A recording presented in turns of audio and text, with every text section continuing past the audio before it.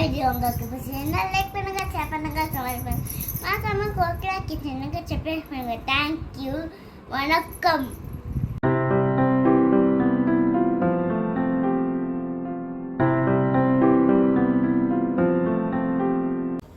Hello hi, welcome to Kokila's kitchen. இன்றைக்கி நம்ம கிச்சனில் ஒரு சிம்பிளான சட்னி தான் பார்க்க போகிறோம். ரொம்ப ரொம்ப ஈஸி இந்த சட்னி, அதே சமயம் டேஸ்ட்டும் ரொம்ப சூப்பராக இருக்கும். வாங்க எப்படி செய்கிறதுன்னு பார்க்கலாம். இப்போ அடுப்பில் வானல் வச்சாச்சு. நம்ம ஒரு 1.5 ஸ்பூன் அளவு எண்ணெய் சேர்த்துக்கலாம். வெங்காயம், பச்சை மிளகாய், பூண்டு தான் கட் பண்ணி வச்சுருக்கேன். இப்போ எண்ணெய் சூடாயிடுச்சு. ஃபஸ்ட்டு பூண்டு சேர்த்துக்கலாம்.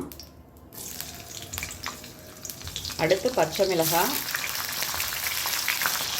என்னடா இவ்வளோ பச்சை மிளகாய் சேர்த்துருக்கேன்னு நினைக்காதீங்க, நான் காரம் இல்லாத பச்சை மிளகாய் தான் சேர்த்துருக்கேன். அடுத்து வெட்டி வச்சுருக்க வெங்காயம்.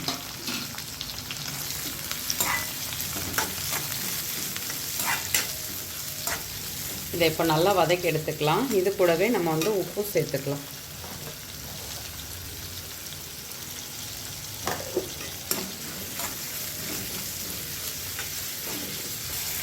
ஏற்கனவே இதே காம்பினேஷனில் வெங்காயம் கிடையாது, பச்சை மிளகாய், இஞ்சி, பொட்டுக்கல்லையை வச்சு ஒரு சட்னி, அது அவ்வளோ சூப்பராக இருக்கும். இப்போ இது வெங்காயம் சேர்த்து செய்கிறது, தக்காளியோடு சேர்த்து செய்கிறது, அதுவும் ஒரு மெத்தட் இருக்குது. எல்லாமே நான் என்னோடய ப்ளேலிஸ்ட்டில் பார்த்திங்கன்னா சட்னின்ற இது தனியாகவே நான் கொடுத்துருப்பேன். வேணும்னா அதில் செக் பண்ணிக்கோங்க. ரொம்ப சிம்பிளாக தான் இருக்கும், ஆனால் டேஸ்ட் ரொம்ப சூப்பராக இருக்கும். வெங்காயம் இப்போது நல்லா வதங்கிடுச்சு. நம்ம ஃபேனில் எடுத்து ஆற வச்சுக்கலாம். இப்போது இதிலே கடுகு, உளுத்தம் பருப்பு போட்டு தாளிச்சிக்கலாம். என்கிட்ட இன்றைக்கி கருவேப்பிலை தீந்துடுச்சு, அதனால் நான் சேர்க்கல.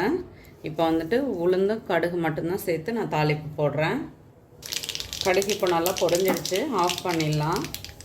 இப்போது மிக்ஸி ஜார் எடுத்துக்கலாம். எடுத்துட்டு இந்த வெங்காயம் எல்லாமே நல்லா ஆறிடுச்சு. இதை அரைச்சி எடுக்க போகிறோம். எப்பொழுதுமே மிளகாய் வதக்கும் பொழுது சேர்த்து வதக்கிக்கலாம், ஆனால் ஒரேடியாக எல்லாத்தையும் போட்டுறாதீங்க. நான் இதை மாதிரி ஒரு 2-3 தனியாக எடுத்து வச்சுப்பேன். காரம் தேவைன்னா மட்டும்தான் சேர்த்துப்பேன். காரம் தேவைப்படலைன்னா சேர்க்க மாட்டேன். இதை வேறு எதுக்காவது யூஸ் பண்ணிப்பேன். அதனால் காரம் பார்த்துட்டு சேர்க்குறது நல்லது, ஒரேடியாக போடாமல். இப்போ இதில் பொட்டுக்கல்லையை ஆட் பண்ணிக்கலாம். இன்றைக்கி பொட்டுக்கல்லையை வறுக்காமல் தான் சேர்த்துக்கிறோம். இதுவும் நல்லாயிருக்கும். இப்போ இதை மிக்சியில் அரைச்சி எடுத்துகிட்டு வரேன். சட்னி இப்போது நல்லா நைஸாக அரைச்சாச்சு. இப்போ இதை பாத்திரத்தில் சேர்த்துக்கலாம்.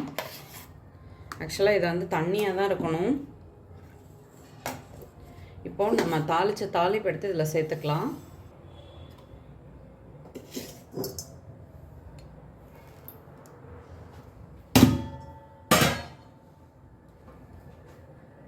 இப்போ இதில் தண்ணி ஆட் பண்ணிக்கலாம். இந்த சட்னி உங்களுக்கு நல்லா ஸ்பைஸியாக இருந்தால் நல்லாயிருக்கும். அதனால் நீங்கள் காரத்துக்கு தகுந்த மாதிரி சேர்த்துக்கோங்க. அப்புறம் ஒரு சின்ன டிப்பு, இந்த பொட்டுக்கல்லை சேர்த்து செய்கிற விஷயம் எல்லாத்துலேயுமே சில பேர் அப்படியே கொதிக்க விடுவாங்க. தாளித்து நம்ம அந்த தாளிக்கிறதுல இந்த சட்னியை கொட்டுவாங்க. அப்படி செய்யக்கூடாது. சட்னி குழன்னு போயிடும். அது சாப்பிட்றதுக்குமே ஒரு இன்ட்ரெஸ்ட் இருக்காது. அதே இது நம்ம சட்னியில் தாளிப்பை கொட்டினா தான் சாப்பிட்றதுக்கு நல்லாயிருக்கும்.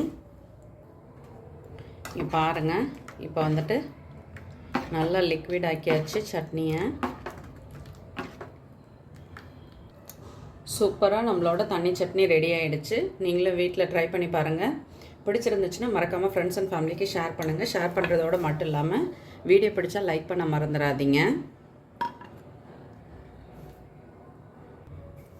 இப்போது சுட சுட இட்லியில் இந்த சட்னியை இப்படி நல்லா ஊற்றி சாப்பிடும் பொழுது அவ்வளோ டேஸ்ட்டாக இருக்கும்.